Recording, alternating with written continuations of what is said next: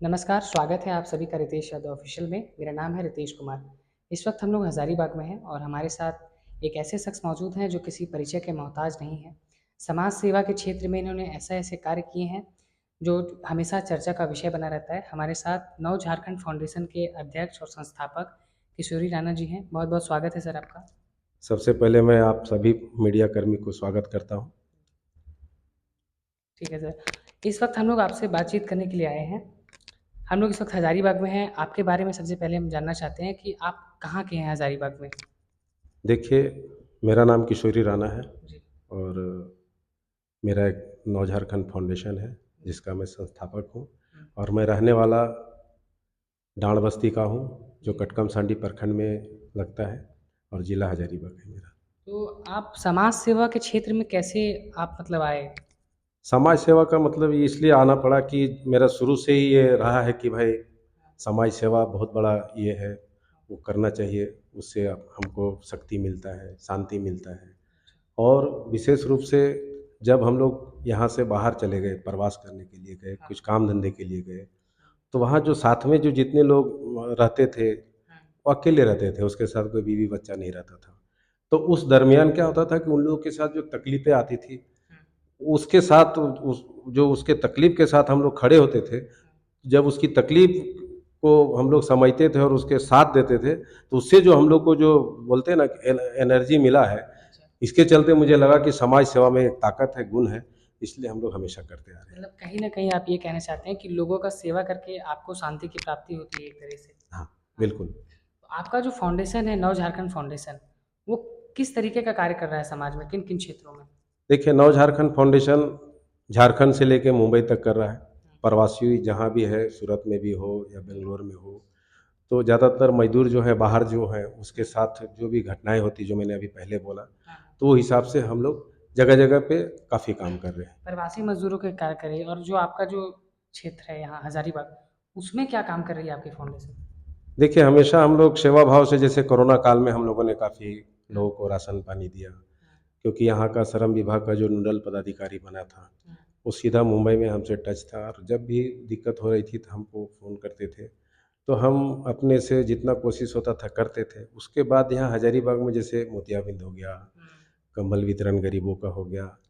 एक संदीप पाल देखिए, वो जो तुरतुक में मरे थे एक बस एक्सीडेंट में, अच्छा, सेना थे वो। अच्छा, हाँ, उसका मैंने पुनार नर्सिंग होम के पास उनका एक स्टैचू बनाया हाँ, और बहुत सारी कामें करते रहते। स्टूडेंट लोग जो है उसको अगर खेल में दिलचस्प है तो हुँ, उसको खेल के लिए जो भी उसकी सामग्री लगती है, हुँ। वो हम उनको देते हैं और उनके साथ हमेशा कंधे में कंधे मिला के चलते हैं। तो ये जो फाउंडेशन है अगर इससे कोई जुड़ना चाहे तो किस तरीके से जुड़ सकता बिल्कुल है? ईज़ी वे जुड़ सकता है हमारे साथ, कोई इस तरह का कोई चार्ज नहीं है, कुछ नहीं है। हुँ, ऐसे भी बहुत लोग जुड़े हुए हैं, हुँ, हुँ। हज़ारों में हैं और जिसको जुड़ना रहता है हमेशा वो जुड़ रहा है, आकर के फॉर्म भरता है और हमारी तो संस्था में जुड़ जाता है। जैसे आपने कहा कि प्रवासी मज़दूरों के लिए कार्य कर रहे हैं और भी बहुत सारे क्षेत्र में आप कार्य कर रहे हैं। तो जैसे आप ज़मीन से जुड़े हुए नेता हैं आप। ज़मीन से जुड़े मतलब है कि आप चीज़ों को देख रहे हैं आज समाज में क्या-क्या समस्याएँ व्याप्त हैं।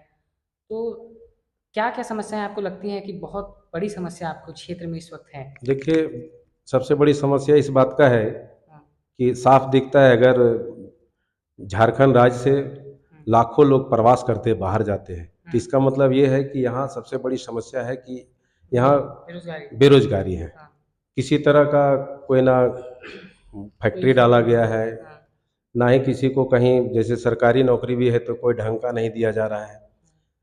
तो ये सब जो मामले हैं, अभी देखिए आपका ये जो स्वास्थ्य केंद्र को ले लीजिए, जैसे हज़ारीबाग में, हुँ, पता होगा एक टाइम कोरोना काल में वहाँ से सिलेंडर चोरी हो जाता है। हुँ, उसकी बहुत दयनीय स्थिति है।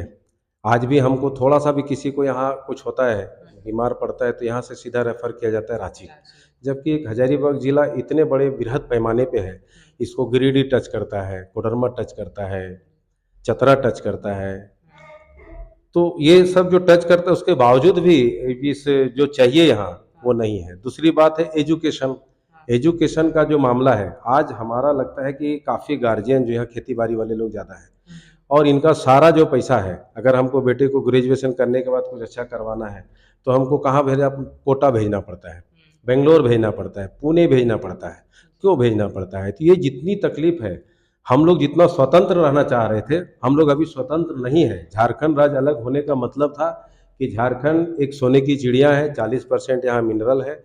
यहाँ के लोग, सारे लोग, इतना काम मिलेगा कि बाहर से भी हमको लेबर मंगाना पड़ेगा, लेकिन ये उल्टा चल रहा है। तो ये उल्टा कब तक चलेगा? इसके लिए अभी अब जो भी है, हम लोग जो देखे हैं आंखों से, इसलिए हमको लगता है कि इसको यहाँ आकर के इसको सुधारना चाहिए। इसके लिए किसको जिम्मेदार मानते हैं? यहाँ की प्रशासन है और यहाँ का जो भी नेतागण है, जो जनप्रतिनिधि जनप्रतिनिधि है, जो चला रहे हैं, हम तो उसी को बोलेंगे। मीडिया में खबर चल रहा है कि आप विधायक का चुनाव लड़ना चाह रहे हैं। नहीं, अभी देखिए क्या है, अगर हमको अगर अगला चांस देते हैं जो भी पार्टी है, हम जैसे बीजेपी से बिलोंग करते हैं, अगर उन लोग अगर ध्यान देंगे तो ठीक है, नहीं तो अगर इस तरह का मामला हुआ तो आ भी सकते हैं, क्योंकि हमारा जो विजन है, सोच है, उसको अगर लाने के लिए हमें थोड़ा तो अभी इस तरह का एक्शन में आना पड़ेगा। तो आखिर हर व्यक्ति समाज सेवा में आता है, समाज सेवा के बाद राजनीति में आना चाहता है, ऐसा क्यों? समाज सेवा से राजनीति में क्यों? नहीं देखिए, समाज सेवा तो जो भी है दिल से करते ही सब लोग, लेकिन जो बदलाव लाना है, तो बदलाव लाने का मतलब समाज सेवा अकेले बदलाव नहीं ला सकता है। कितने भी समाज सेवी क्या करेंगे, जैसे मैंने आपको बताया कि गरीबों को ये दे दिया या उसको हेल्प कर दिया, हॉस्पिटल का ये कर दिया, तो उससे समाज सेवा उसको सपोर्ट कर सकता है, लेकिन यहाँ बदलाव नहीं ला सकता है। मतलब आप कहते हैं कि व्यवस्था में परिवर्तन करने के लिए व्यवस्था में आपको आना होगा। आना होगा, क्योंकि हम लोग हमेशा हर गली गली में घूमते हैं, यहाँ से लेकर के पूरे भारत में कहीं भी लोग हैं, हर जगह देखते हैं, और सब जगह देखने का रीजन ये है कि वहाँ डेवलप होता है, मेरे इधर क्यों नहीं होता है भाई? इतनी सारी पार्टियों में आपको भाजपा की विचारधारा क्यों पसंद आई? नहीं, मैं एक, देखिए, हम भाजपा की बात इसलिए की कि आज जो हम लोग जहाँ हैं झारखंड में, और जिस जिस जगह से हैं, आज हमारे घर से शुरू से ही हमारे जो परिवार हैं या बच्चे लोग हैं या पहले माँ पिताजी थे, दादा दादी थे, शुरू से हम लोग एक विचारधारा में चल रहे हैं, जुड़े हुए हैं, तो चल रहे हैं। तो इसलिए, और ऐसा कुछ है, ये नहीं है कि भाई आज हम नए नए जा रहे हैं, हम लोग काफ़ी सालों से हैं और चलते आ रहे हैं। मतलब शुरुआत से ही आपको भाजपा की विचारधारा पसंद है? हाँ, मतलब देखिए, देश में कैसा है कि उनका कोई पर्सनल इस तरह का कोई वो फालतूगिरी वाला काम नहीं है, हमेशा देश को लेकर के चलने वाले काम करते हैं, तो हम लोग शुरू से हैं। लेकिन अब जैसे अगर मान लीजिए कहीं कुछ 19-20 हुआ, तो भाई यहाँ सुधारने के लिए तो हम लोग को अगर कुछ करना होगा तो मिलजुल करके करेंगे। यहाँ पे हम देख रहे हैं कि आपको ये मेजर ध्यानचंद मुंडा समाज रत्न का पुरस्कार 2022 में मिला था। हाँ, एक्चुअली क्या है हाँ। कि जब मैं समाज सेवी हूँ, तो मेरा कभी भी इस तरह का कोई प्रोग्राम होता है तो मुझे बुलाया जाता है अतिथि के रूप में, और वहाँ हमको स्वागत करते हैं, और उन लोग के साथ हम लोग मिलजुल करके जैसे भी हो, चाहते हैं कि ऐसे धरोहर जो महापुरुष आज नहीं है दुनिया में, लेकिन झारखंड का नाम रोशन करके गए हैं, तो हम लोग भी इनके साथ कंधे में कंधे मिला करके, ये जो आयोजक लोग हैं इनके साथ हम भी रहते हैं और मिलजुल करके एक प्रोग्राम करते हैं। तो आने वाले समय में आप हजारीबाग को किस तरीके से देखना चाहते हैं, आपका जो क्षेत्र है? देखिए, हजारीबाग जो है, यहाँ कृषि प्रधान क्षेत्र है, इंडस्ट्रियल भी है, एजुकेशन के लिए भी है, स्वास्थ्य के लिए भी है, तो ये सारी जो चीज़ है जो गड़बड़ा गया है, बिल्कुल कोई भी चीज़ सही नहीं है, तो उसको सही करने के लिए सारे जो 4-5 फंडे हैं, भ्रष्टाचार है, इसको ख़त्म करने के लिए हम इस तरह का मन बना रहे हैं कि अगर हम लोग जैसे लोग अगर आते हैं, तो ये श्योर है कि हजारीबाग एक जो बोलते हैं कि मॉडल सिटी या बढ़िया जिला बने, आदर्श प्रस्तुत करें और जिलों के लिए। आदर्श प्रस्तुत करें। तो जैसे आप एक पार्टी से, तो एक ही व्यक्ति को टिकट मिल सकता है, काफ़ी लोग इस रेस में हैं अभी, तो उस समय आप अपनी दावेदारी कैसे पेश करेंगे? नहीं देखिए, अभी तो समय बहुत है, अभी इस बात को बोलना अच्छा नहीं है, समय बहुत है, अभी क्या निर्णय करते हैं अभी उनके ऊपर है।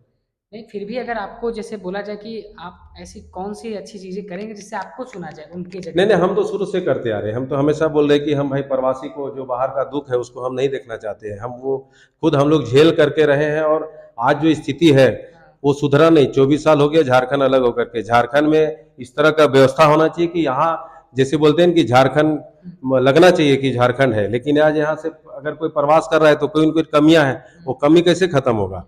ठीक है, आप प्रवासी मजदूरों की बात करें, लेकिन सिर्फ प्रवासी की बात करने से नहीं होगी, बहुत सारे अन्य मुद्दे हैं, शिक्षा, स्वास्थ्य और भी भ्रष्टाचार के मुद्दे हैं, गाँव में सड़कों के मुद्दे हैं, बहुत नहीं, इसके सारे पहले मुद्दे मैंने जो 4-5 चीज गिनाया हो, जैसे यहाँ का किसान हो गया, हाँ। शिक्षा का हो गया, स्वास्थ्य का हो गया, हम्म। या रोड बिजली 24 घंटा नहीं है, और सबसे बड़ी बात है कि मैं एक बड़ा मेरे दिल में एक लॉबी है जिससे लोगों को उसमें काफ़ी लोगों को नौकरी मिलेगा, वो झारखंड में बहुत कम है। अगर झारखंड में किसी तरह का इंडस्ट्रियल जोन बना करके लोगों को ईजी वे में उसको जगह दिया जाए, गवर्नमेंट उसको कोशिश करे देने का, तो हमको लगता है कि जैसे बाहर जा करके क्या करते हैं लोग, मजदूर लोग जाते हैं, बड़े बड़े इंडस्ट्रियल जोन बना है उसमें जा करके सीधा उन लोग काम करते हैं और तो वहाँ का विकास होता है। वैसे अगर यहाँ भी दे दिया जाए हर डिस्ट्रिक्ट में, तो हमको लगता है कि लाखों लोग रोजगार में चले जाएंगे और बेरोजगार नहीं रहेंगे, क्योंकि बहुत सारी चीज़ है जो बनते हैं। आज कोयला यहाँ से ट्रेनों से जा रहा है, अगर यहाँ अगर बड़ा स्टील प्लांट या कुछ हो जाए उस तरह का, तो लाखों लोग उसमें नौकरी करेंगे और उसका घर परिवार चलेगा, फिर बाहर क्यों जाएंगे। मतलब आप कह रहे हैं कि देश का सारा जो अधिकांश खनिज आपूर्ति है झारखंड से होता है, अगर यहाँ औद्योगिक क्षेत्र बनाया जाए तो लोगों को रोजगार मिलेगा। बिल्कुल मिलेगा सर, बिल्कुल मिलेगा। और मेरा यही तमन्ना है कि हम लोग, सरकारी नौकरी तो सबको नहीं दे सकता है, कोई भी नहीं दे सकता है, लेकिन अगर इस तरह से अगर हम लोग औद्योगिक क्षेत्र में अगर एंट्री करते हैं, किसानों को अच्छे से चकबंदी करा करके उसको नहर का सुविधा, बड़े बड़े चेक डैम देते हैं, तो हमारा खेती से भी बहुत अच्छा होगा। और इंडस्ट्रियल जोन आएगा तो उसमें जितने भी और लोग हैं, पढ़े लिखे युवा लोग हैं या जो भी है, जिस तरह का उसके अंदर टेक्निकल है, वो सारे लोग उसमें जा करके एंट्री हो जाएगा और यहाँ का विकास होगा, तभी झारखंड महान झारखंड होगा। ठीक है, ये तो हो गया राजनीति से जुड़ा। और समाज सेवा में और आगे आप क्या क्या करना चाह रहे हैं और आगे का प्लान क्या है आपका? नहीं, हमेशा जो भी जिस तरह का समाज सेवा में किसी तरह का भी कोई भी काम आए सेवा भाव से, उसमें हम हमेशा बढ़ चढ़ के तो हिस्सा लेंगे। जनता को कभी भी आपसे कोई ज़रूरत पड़े तो आप तक बिल्कुल बिल्कुल बिल्कुल बिल्कुल। ठीक है सर, बहुत बहुत धन्यवाद आपका। नमस्ते।